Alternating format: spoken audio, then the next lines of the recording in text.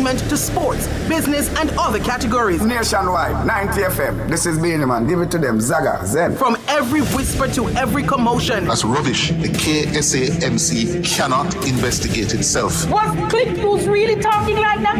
Every news story unfolds here first at Nationwide 90 FM, the new revolution in media. Every sound is a story, and every story we share is news.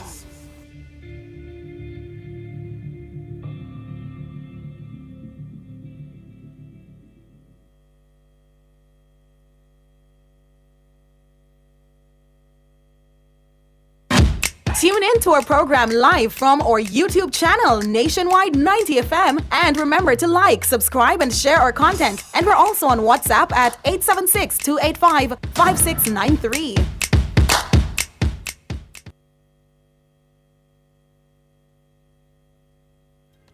The people's champion. Our mission is love. Our vision is love. Jamaicans for justice. The people's champion. Justice, justice for all. Justice under the law. Justice, Jamaica demand. Right to life, right to liberty. Justice, justice for all. Justice under the law. Justice, the people demand. Right to life and security. Oh, what a joy. Oh, what a peace. How great this country could be. Respecting your rights. Respecting human rights. What a wonderful nation this could be. Out of many we are one in a Jamaica. Make it a better place for the boys. Happy Monday, and welcome to another episode of Let's Start Justice with the JFJ team. My name is Michael Jackson, Executive Director of JFJ. And I'm Jade Williams, the Policy and Advocacy Specialist at JFJ. Now, we're going to be discussing a matter of national importance. Well, we normally do, but this is an area I hope that people would recognize the importance of having dialogue on where we are with the Access to Information Tribunal. And we're going to be joined by several people this week. Andre Earl, King's Counsel, Attorney at Law.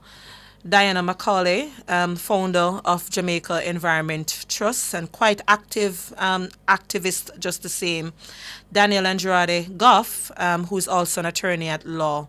So we're going to be having that conversation in short order. But before we do, there are just some matters I want us to touch on briefly based on some news items coming out of last week. Now, we heard that Indicom is investigating three deaths following three deaths that occurred in police lockups. One was on September 19th in Portland. Then the other two occurred September 23 and 29 at the Halfway Tree police station. And it's of concern for us here at JFJ because we have flagged the issue of the state of police lockup in our country when we look at the inhumane conditions that people have been detained. When we look at prison overcrowding, lockup overcrowding in our country, it is something that we have impressed upon the Minister of National Security over the years to deal with. So I think as Indicom investigates and we await the outcome of that investigation, I think it's still important to Jade listeners to have a little bit of a concern there. I know some people are listening in and say, what do you want? Bed of roses and so on. No. Remember, any one of us can come in conflict with the law. You can be driving on the road and you are charged with a particular road traffic offense based on how you respond. We have seen where, for simple matters, people have been detained at the police lockup. Yeah? And with that in mind, I think we have to ensure that certain standards are met when we look at these facilities. And again, 3 deaths have resulted here. So we await the outcome, but I think we have to impress upon the National Security Minister to address this long-standing issue. You know, I think also as we talk about, the conditions of lockups and prison overcrowding in particular, we have to remember that improving these conditions will not just improve the quality of the stay for the prisoner, but will also improve the quality of the work of the guard. Exactly. Who is expected to oversee way more than should be prisoners in each of these facilities. So it's important that we address it both from a safety and security issue as well as a human rights issue. Yes. The second thing, Jade listeners, that I want us to touch on that happened last week, and we saw an article in the Jamaica Gleaner that says we will not cower. And that was a word used by the commissioner, the chair of the Integrity Commission, retired Justice Seymour Panton, because the Integrity Commission, its officers, in particular the Director of Investigation in recent times, we have seen some comments on social media that are concerning. Some of them are derogatory comments, some of them are menacing, and a few we believe would be quite threatening. And when there is an insinuation or overt statement that you have officers who are politically aligned, it will be a cause for concern, because you're bringing people's reputation into question without any reason for that. We have heard comments in the House of Parliament from government ministers that are quite concerning, because some of those comments have also brought into question the reputation of some of the officers at the Integrity Commission. And one could argue that it may influence the political supporters to make unworthy comments towards the officers of the Integrity Commission. And we stand in support with the Integrity Commission in that respect. And we make it very clear here at JFJ that while the Integrity Commission, they are not beyond criticism, and they should be critiqued as we hold them to account, certainly, we don't believe that any officer who is carrying out their lawful duties should be subjected to derogatory comments that are menacing or threatening. And I think that is where we have to draw the line as a country, as people remain independent and carry out their duties without fear or favor. Yeah? Over to you, Jade. Thank you for that, Mikhail. All right, so as we said when we started the show, we are talking today about our right to know, and topically on the Access to Information Tribunal. But before we do that, we'll give you our Did You Know, not a right of the day this week, a Did You Know and our trivia question for today. So our Did You Know comes from the Access to Information Act, and it is Section 6, which speaks to your right to access. So it states that each person has the right to obtain access to official documents, and that means those documents that are held by public authorities, that there are some documents that may be exempt from disclosure, and there are specific reasons in the legislation for why they might be exempt. And also the application process that you would go through is contained in Section 6. Now, it states that for you to get access to that official document, you should not be required to give any reason to get that access, because it is public information. And as you are the public, it is your right to know that information. So that's your Access to Information Act, Section 6. Now, our trivia question for today is also related to the Access to Information Act. And it asks, how often should the Access to Information Act be reviewed? So that is a section in the legislation that speaks to how often Parliament should look at the provisions in the Act. So if you can tell us what section that is, you'll win our trivia for today. So you can respond in the chat on Nationwide YouTube, or you can respond to 239-7583, or on our Instagram, JA for Justice. All right, perfect. Did, and I really do think I'm going to set a clear instructions. We need to increase the amount of money we're giving away for credit. It's $500. We need to increase it to $1,000. That's so, producer, Miss Vanessa, it's $1,000 credit going forward. You can't give people these bright questions, stressing out their brains and so on for $500. All right? Wow. So let's increase the amount. But let's get into the meat of the matter for this week. So, Jade, your right to know, very, very important constitutional right that we have here in Jamaica. And under Section 32 of the Access to Information Act, citizens do have the right to appeal when denied access to information after an internal review has taken place. However, as reported by the Sunday Gleaner on September 12, the Appeals Tribunal, which is quite critical to this process, has been inactive since February of 2024. The tribunal is to be composed of 5 members appointed by the Governor General after consultation with the Prime Minister and the Leader of the Opposition, and that is also according to the second schedule of the ATI Act.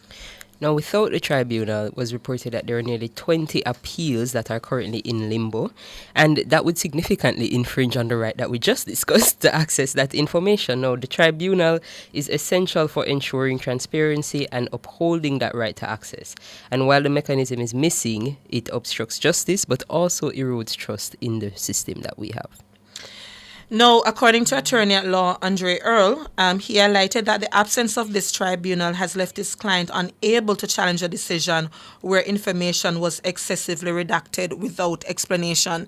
I also had the opportunity to listen to Susan Goff, one of our founding members, if you will, and current activist just the same. And she indicated that she has also submitted several appeal requests, and it's nearing, I think, some 5 years, if my recollection is correct, that the matters have been placed before the Access to Information Tribunal. So there's some cause for concern, but since that Gleaner article highlighting the lapse, the Minister of Information, Dr. Dana Morris Dixon, Senator, she has indicated that the process was underway to reconvene the tribunal, but unfortunately she gave no expected date for this process to be completed. So I believe we have a clip from Senator Dixon. Okay. All right. So we are already joined by Mrs. I'm sorry, Attorney Daniel at Law, Andrade yes. Goff, Attorney at Law, and we're also joined by Miss Diana Macaulay, founder of Jamaica Environment Trust. We're still waiting on Mr. Earl to join us. But welcome, ladies. Thank you for joining.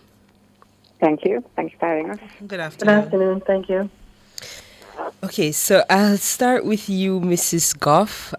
If you can just give us a general idea of your experience with the Access to Information Tribunal. What was that process like for you? All right. I've been involved in a number of appeals using the Access to Information Act, where persons or organizations have sought to obtain information from various public authorities and have been denied or sometimes ignored, in terms of their request for information. And as a result, I have represented them in bringing appeals before the tribunal. The tribunal serves a very important role. It's a quasi-judicial body. It's a body which was set up under the Access to Information Act and ensures that those persons who are unable to obtain information have some sort of avenue or path to do so without having to go to court. In fact, the law says you don't even need an attorney to appear before the tribunal because it's supposed to be this accessible, affordable mechanism for justice. In reality, there are some challenges. So I find that the process is very legalistic, and oftentimes I think it is made so because, one, the statute itself requires certain things to be done as part of the process in filing an appeal, stating your grounds of appeal, stating, the areas of the law that have been breached. So you don't need an attorney, but the process itself almost dictates it. It necessitates, right, Yes. It necessitates some amount of legal understanding. Of course, I think the government has tried to navigate that by having an access to information unit to support persons, to provide them with assistance in bringing an appeal. But the reality is that there is this process that has to be undertaken, and when you are challenging a decision by a public authority, you best believe that that public authority is going to be represented by an attorney, oftentimes the Attorney General Chamber, somebody from that department. So I have found it something that, I would love to see that being addressed, to have a process that is more simplified for persons to be able to bring appeal before the Access to Information Tribunal. I think, one of the challenges that has happened Mrs. in the Goff, past. I'm going to ask you to pause right there. We're going to take the break. When we pick up, you can tell us about that challenge, and then we'll pick up with Mr. Earl. Okay.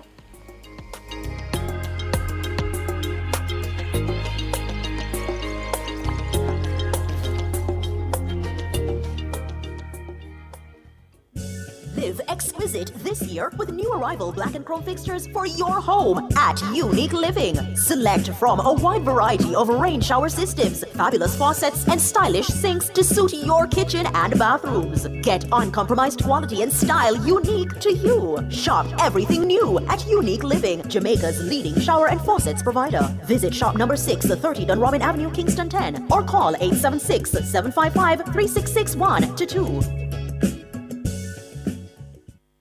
Escape to the tranquility of Spur Tree HomeAway Villas, a placid getaway featuring 3 unique accommodations. The spacious main house offers 6 aesthetically pleasing designed bedrooms, 3.5 baths, smart lock access, and modern amenities like smart TVs. Enjoy the cozy 2-bedroom suite with private baths, or retreat to the intimate 1-bedroom suite. Relax by the pool or explore Spur Tree HomeAway Villas.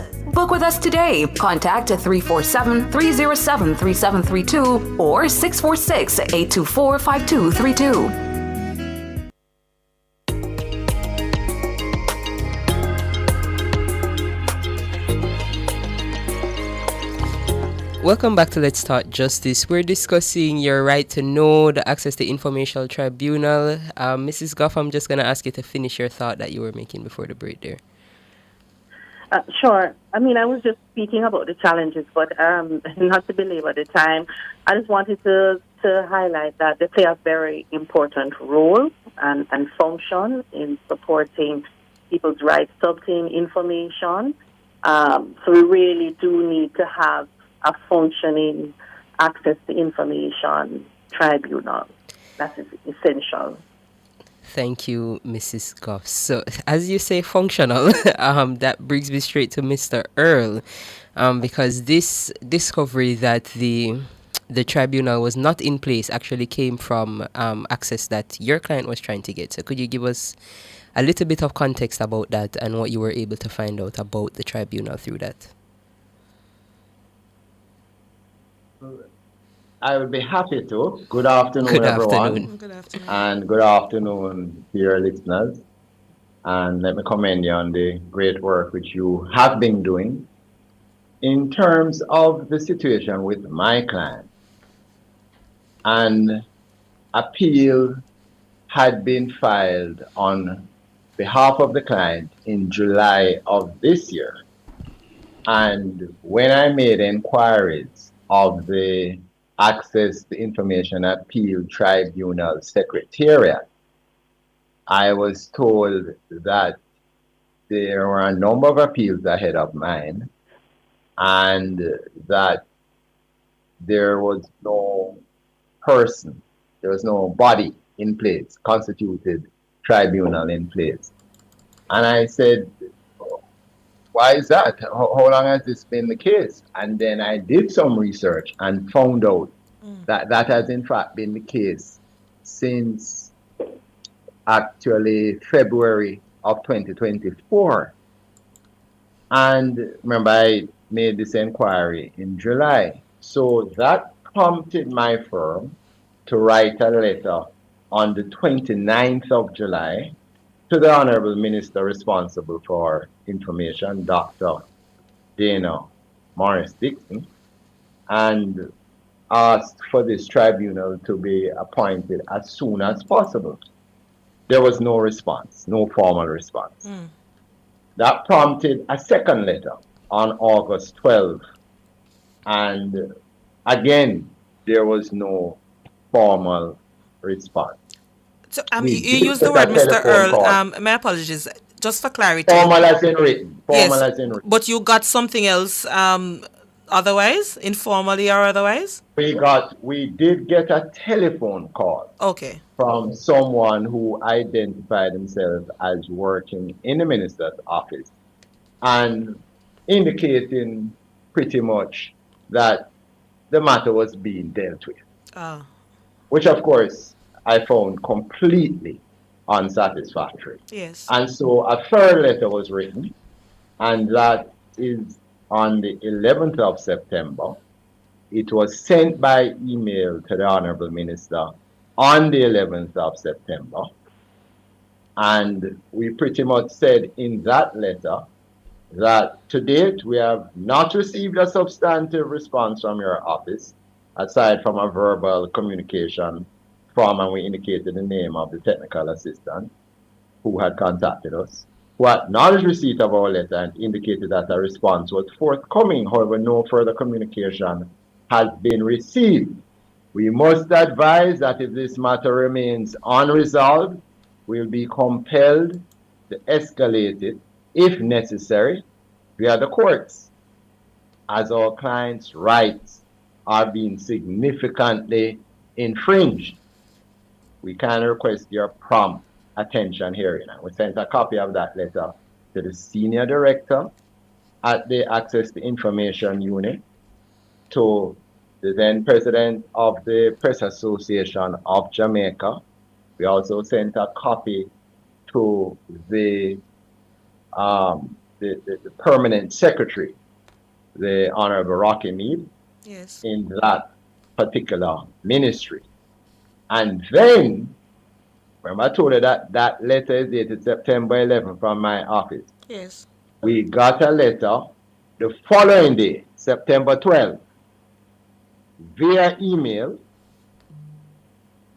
but dated September 10. I wonder if you're following. Yes. My letter from my office is dated September 11, was dispatched on September 11 via email. We got a response dated September 10, but received it on September 12 via email from the minister's office. And that letter pretty much said, I'm writing to inform you that the Access to Information Appeal Tribunal will be officially reconstituted in short order. The matter is being prepared to be brought before the Cabinet to seek its approval. The government is committed to ensuring that the tribunal is adequately equipped and staffed with individuals who possess the requisite expertise and integrity to handle appeals effectively. Further details regarding the specific date of the establishment of the tribunal will be communicated in due course. I appreciate your patience as we work towards properly establishing this critical institution. So that's what that letter said. So my major problem is the following, or problems are the following. One, why has it taken so long for a tribunal to be appointed? Remember I told you it expired, the tenure of the previous tribunal expired at the end of February 2024. Why has it taken several months for us to hear that moves are now being put in place to get this tribunal appointed? I don't understand that. And secondly, where's the apology? Yes. Where's the apology? Ministers, I regard the ministers as our servants. I remember one Prime Minister, Honorable Bruce Golding, when he became Prime Minister, actually described himself as the chief servant. Mm-hmm. So, where's the apology? Yes. And I'm not talking to me, not to Andre, or where's the apology to the nation? Yes, yes. That you have not done that. And in the meantime, you have, I am the 20th appeal. Mm-hmm. Number 20. So you have a situation where today is the 30th of September. I am not aware that a tribunal has yet been formally constituted, but let's assume for the purposes of this discussion that one has been formally constituted. What you then have is a situation where with just October, November, and December remaining, it's impossible for any tribunal to dispose of 20 appeals in that time. Because you're talking about coordinating dates for the appeal hearing, And there are 5 members who sit on the tribunal. You have my client and me, that's 7. And then you have whoever is representing the institution that I am going against and their attorney. So you're talking about 9. And you're talking about trying to coordinate 9 diaries. That's why it's going to take a long time. And we've heard from Susan Goff on another interview you were both on, saying that it has been several years for her. But let us bring in Diana Macaulay, Mr. Earl. Ms. Macaulay, you've heard the comments, in particular from Mr. Earl, indicating his experience, is his experience with the appeal tribunal. Having listened to him and utilized the ATI Act before, what are some of the concerns that you have, with this development? Okay, so hi everybody again. So my involvement with the ATI Act, was from the very beginning. So it spans, I guess, 2 decades or so. And so it has not always been the same throughout that length of time. Obviously, the failure to convene the appeals tribunal is disgraceful and should not have happened. I have generally found that the attention being paid to the Access to Information Act has been spotty.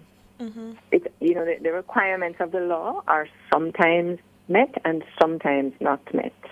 And so the statement that was read out from one of the minister's emails or letters that the government is fully committed to the Act, I don't think their actions really confirm that they're fully committed to the Act. They say that at every possible opportunity, but what actually happens on the ground is something different.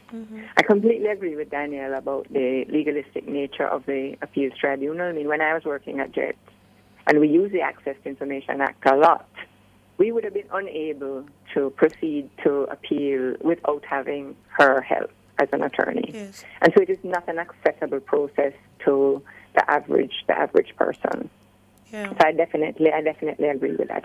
I really dislike this kind of, yes, we passed a law, but we don't really have to adhere to it. I think the law requires, Danielle can correct me if I'm wrong, Michael, you can correct me too. I think the law requires a review.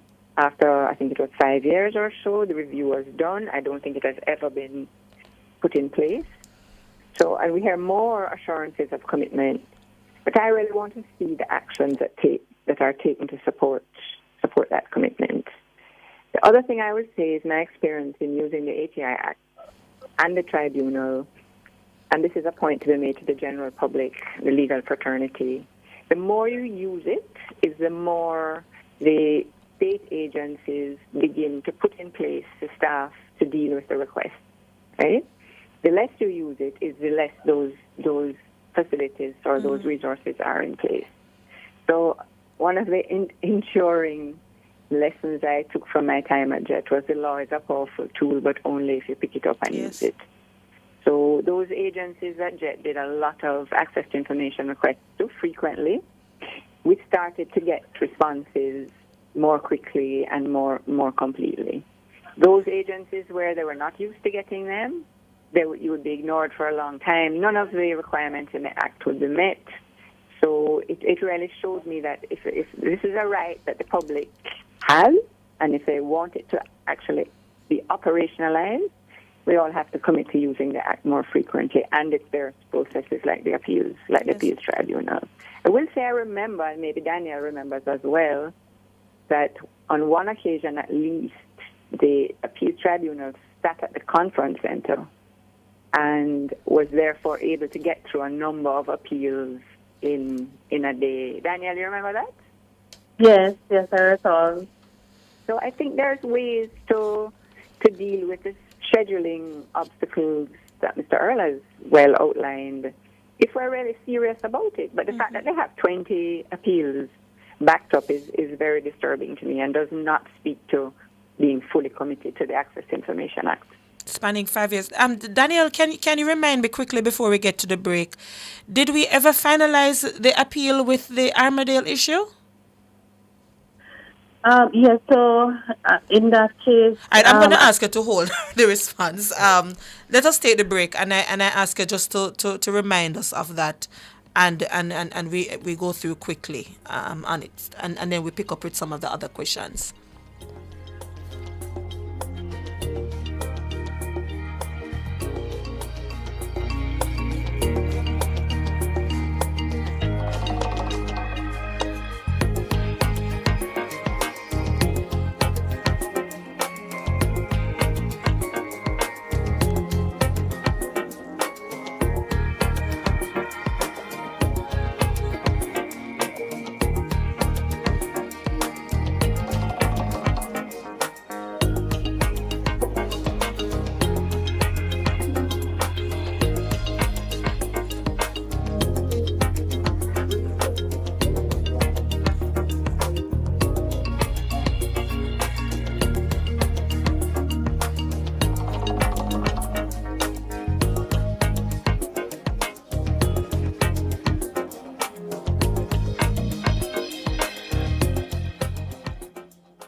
At the Jamaica Customs Agency, we care for our employees, customers, stakeholders, citizens, and our country. Customs cares. The temperature by the Jamaica Customs Agency is 30 degrees Celsius here in Kingston and 29 out west in Montego Bay.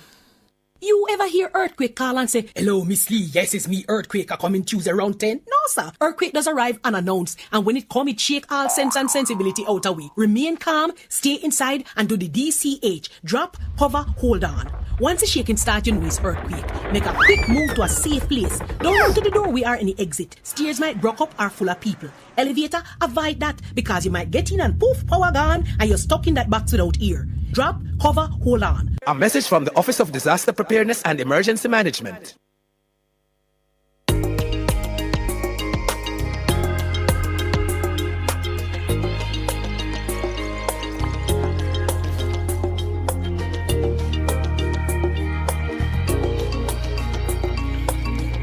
Welcome back to Let's Start Justice. You know, before we bring in our guest back, and Daniel, you were answering a question on the Armadale situation. You know, comments are coming in on the YouTube platform and also via WhatsApp saying, why are we focusing on this? And I just want to use a few seconds to explain to listeners that you have a constitutional right to seek and receive information. This particular constitutional right allows you to keep your government accountable, keep your public officials accountable. What is happening in the National Housing Trust? What is happening in any particular state agency? How are you ensuring that some of the promises that were met each time our parliamentarians meet are actually being upheld? So I want to respond directly to a question. This is not a middle class issue. This is not an issue of the intelligentsia, so to speak, or an issue of civil society. This is a constitutional right given to every single Jamaican citizen that we can hold our governments to account to ensure that what was promised is actually being actioned. But beyond being actioned, is being actioned effectively. And that is why we have it. And then if it is that the governments or the public agencies do not respond to us in the timeline within which the ATI Act, the 30-day period, or when they respond, they redact the page, so it's pure black mark you see on the page so you can't read anything, then we have an opportunity now, as set out in law, to go before the tribunal and say this was not fulsomely responded to, or it was not responded to at all. So this is a tool that we can utilize as Jamaican citizens to hold our governments to account. So I just wanted to put that in context, that when we utilize the Access to Information Act, and Daniel is going to walk us through very quickly the Armadale situation. If you remember that fire where several girls were killed in the state home, then you can get a sense of the importance of the ATI Act. Based on Daniel just running us through quickly, what was the Armadale situation and the experience with the appeal process there? Daniel? Right. So as you mentioned, what had happened at Armadale Juvenile Correctional Center for girls was a tragedy. There was a fire, and it started in 2009. 7 girls had died, and several others were injured and obviously traumatized by the incident.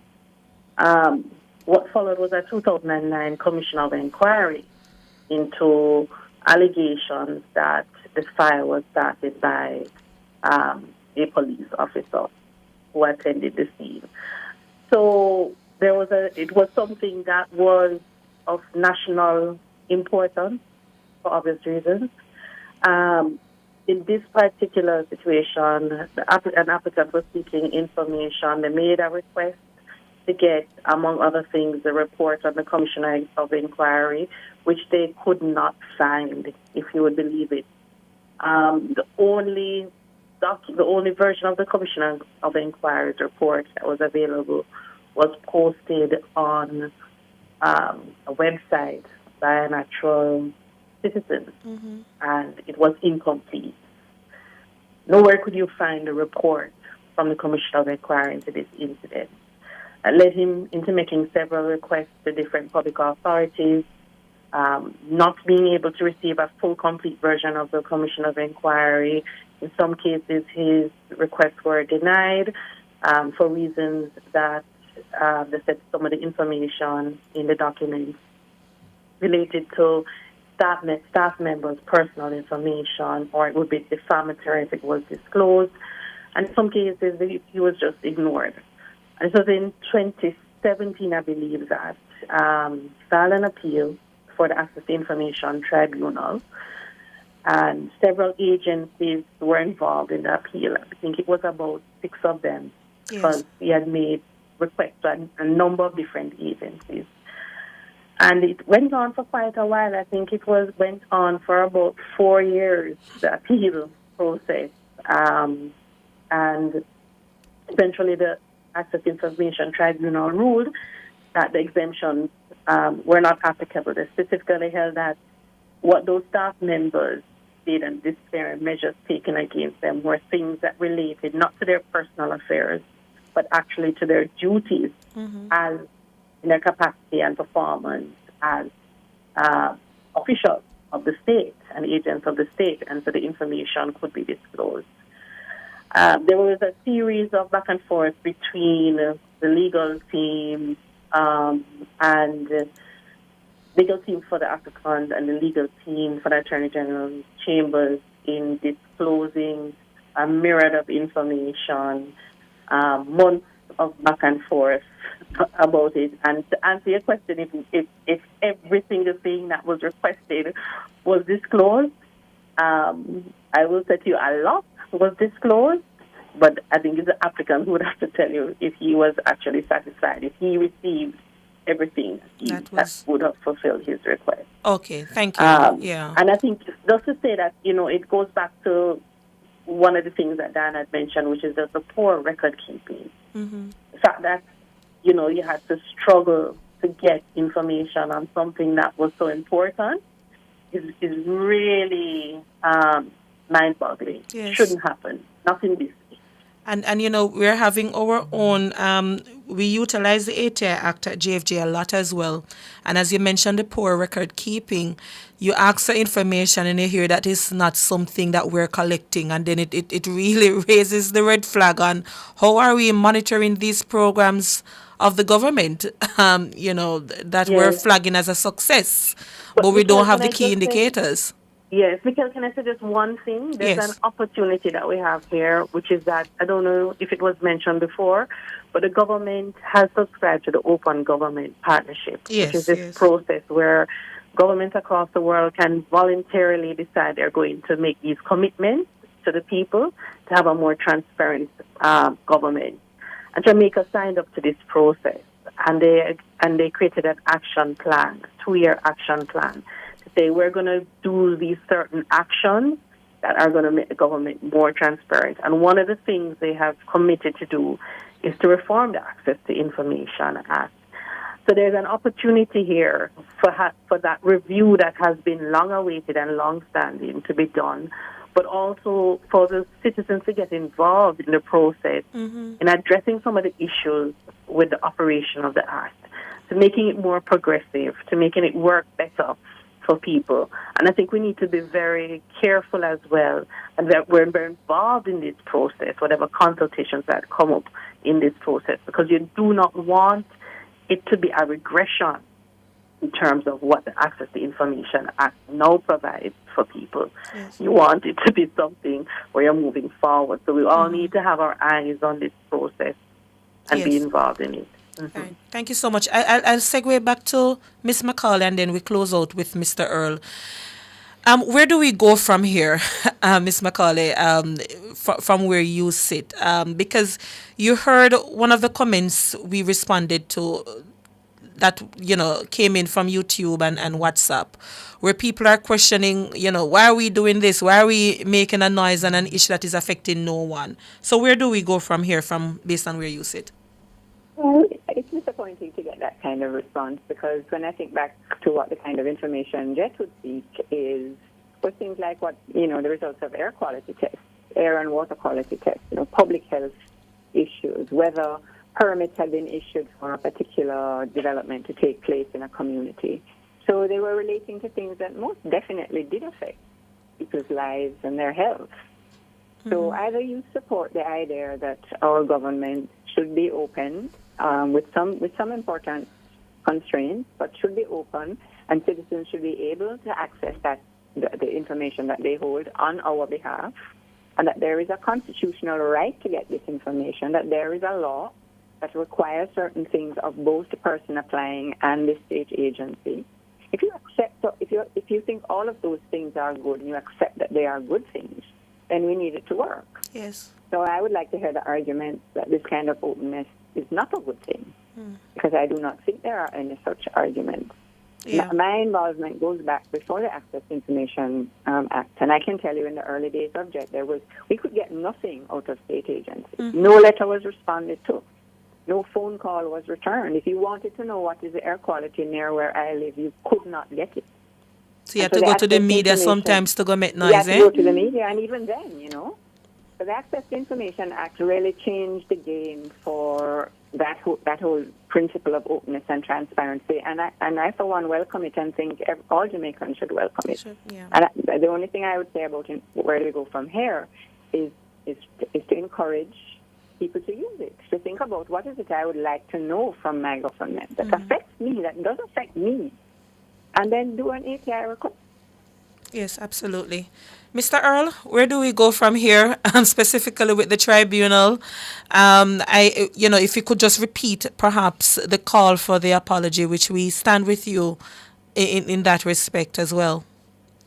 Well, yes, there is definitely the need for an apology, I believe, from the Honorable Minister on behalf of the government as to why it is that this took so long. But I just wanted to touch on what you had raised based on the comments you're getting from some of the listeners. And Section 2 of the Act, makes it very clear as to why we are having this discussion. And it says that the objects of this Act, that's the Access to Information Act, are to reinforce and give further effect to certain fundamental principles underlying the system of constitutional democracy, as you have said, namely A, governmental accountability, B, transparency, and C, public participation in national decision making. So I agree with Ms. McCauley that it's a very sad comment coming from listeners if they are saying, why are we having this discussion? The reason we're having this discussion is because people need to know that they ought to be participating in national decision making, and that they have an excellent tool in the form of this Access to Information Act. And the way the Act is designed is to make information available generally to the public unless it is that there is some applicable exemption that applies in the circumstances. And that is why they say you can make the request in writing, you can make it by way of telephone. I don't even know if some people are aware of that. Yes. But you can make the application by telephone or other electronic means. So you can do it by email, by WhatsApp. And the idea is that this information ought to be made available. And this is how you hold the public bodies. Remember, this is not for everybody. This is for public authorities. This is how you hold them to account. So it's a critical piece of legislation. Now, I wanted to add that in terms of disposing of these appeals, which are now in backlog, one of the ways in which I believe that can be achieved is by invoking paragraph 2 of the second schedule to the Act, which says, for the hearing of any appeal under this Act, the tribunal may consist of one member sitting alone if the parties to the appeal agree. So remember, the properly constituted appeal body consists of 5 persons. Yes. But it's going to be hard for the reasons I indicated earlier in terms of coordination of diaries to get dates heard, especially when you have 20 appeals sitting down. So what I think can be done is if parties agree, the applicant or the appellant, in addition to the state agency, on the other side, that public authority, if they can agree that one person, one of those 5 can sit, doesn't have to be the chairman, you know, any one of the 5 that they agree can sit and make the determination.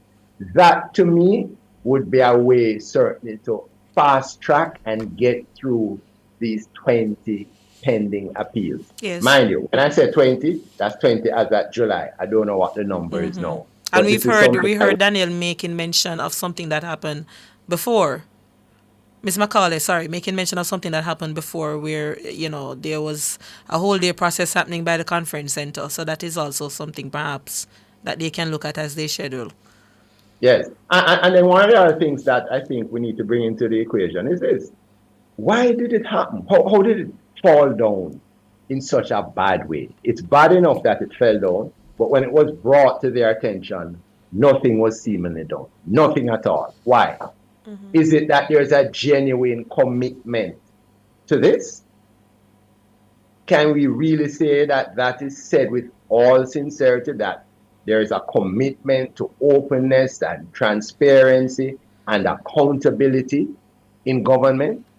If that is so, then why is it that there is such an inordinate delay? And isn't it so that when your motor vehicle certificate of fitness is going to expire, you don't wait until it has expired before you go to the depot to get the car passed, do you? Especially in this situation, you can even extend the tenure of those who were seated there.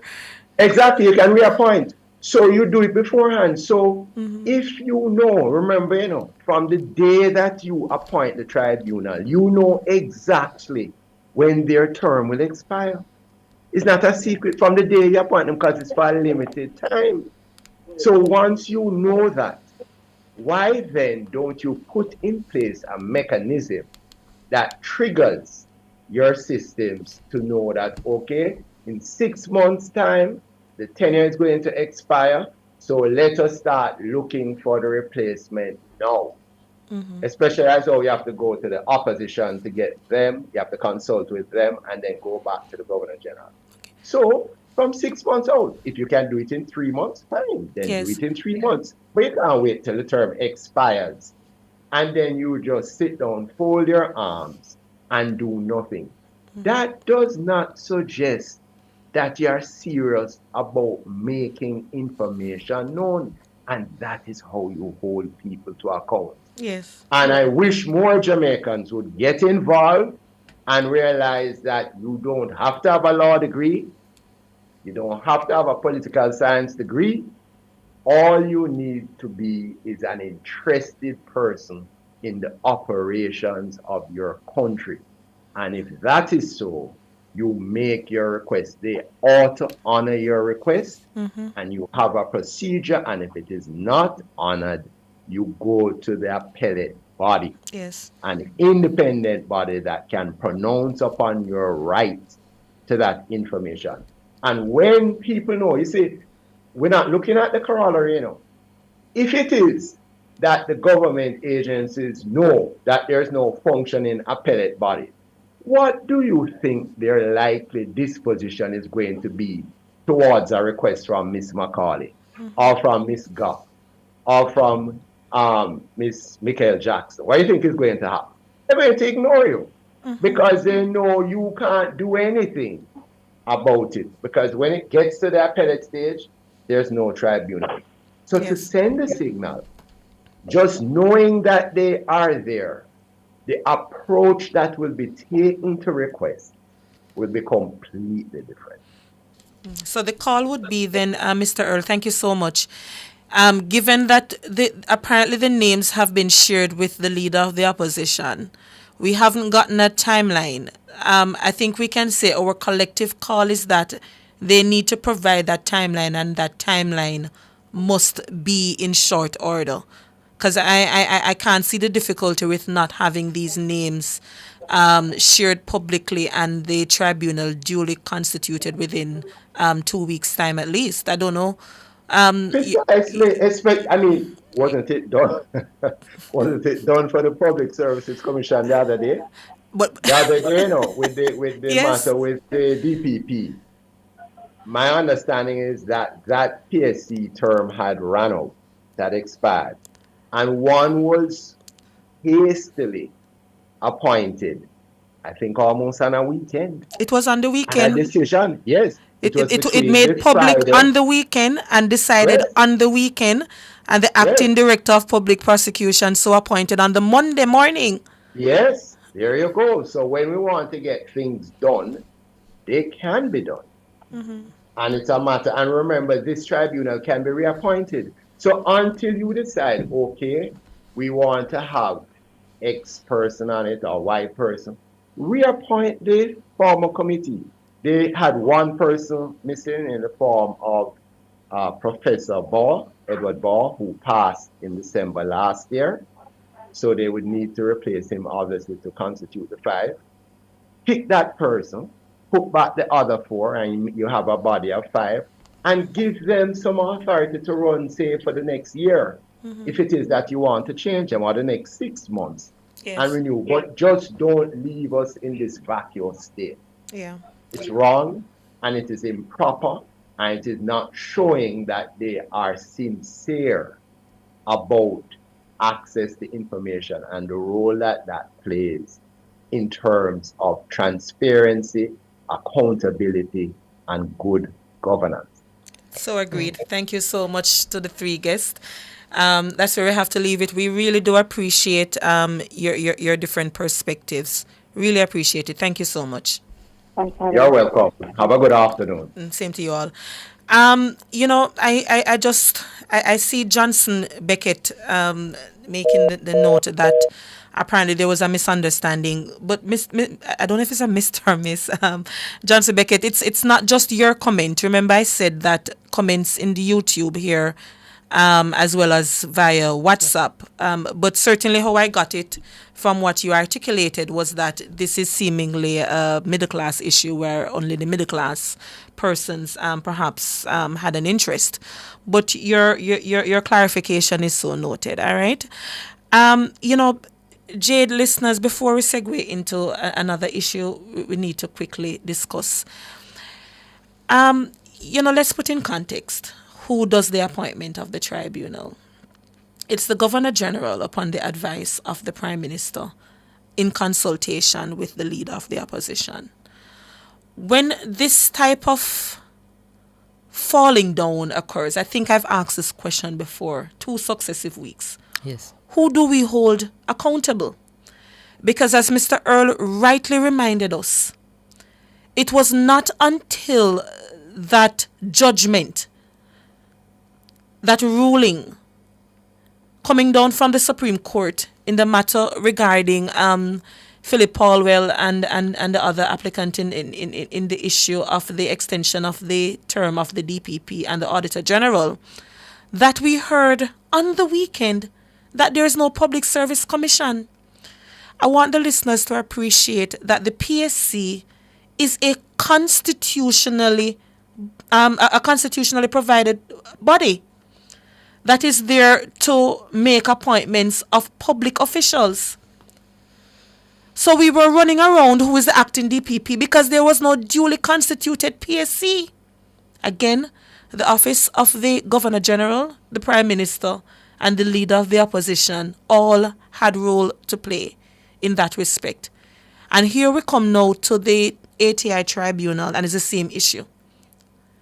And just to indicate to the listeners, JFJ also wrote to the office of the Governor General and the office of the Prime Minister, copying, of course, the Minister of Information on the matter of the ATI Tribunal. And we did that because they do have a constitutional role to play in some of these matters, the PSC, but here a statutory role to play in the matter of the ATI Tribunal.